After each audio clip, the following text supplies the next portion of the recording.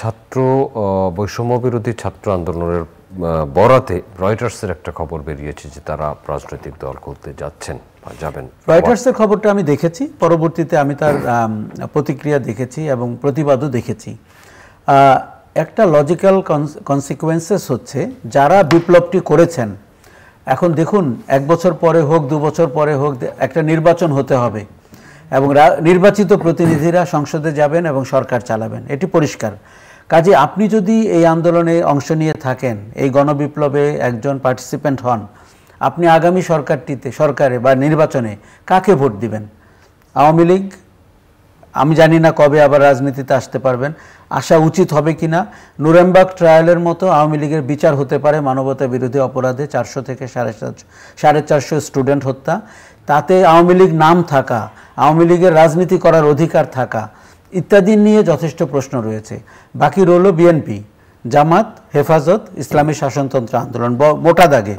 বা আমরা তো অনেক আগেই জাতীয় পার্টি রয়েছে, যদিও জাতীয় পার্টির আকার দিন দিন ছোট হয়ে আসছে, তারপরেও বামদের অস্তিত্ব রয়েছে।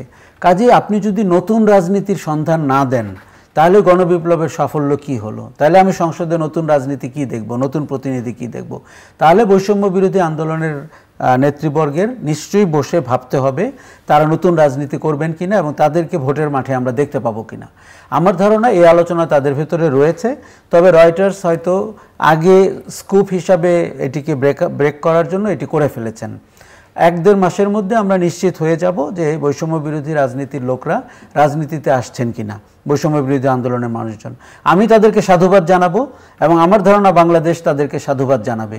আমরা আওয়ামী লীগ, বিএনপি, জাতীয় পার্টি, জামাত, হেফাজত, বাম এদের বাইরে আমরা একটু নতুন ধরনের কথা বলা, নতুন প্রতিশ্রুতি দেওয়া, সততার নতুন নিদর্শন, নৈতিকতার নতুন নিদর্শন নিয়ে রাজনীতি হোক, এমন করে আমরা বৈষম্য বিরোধী আন্দোলনকে দেখতে চাই।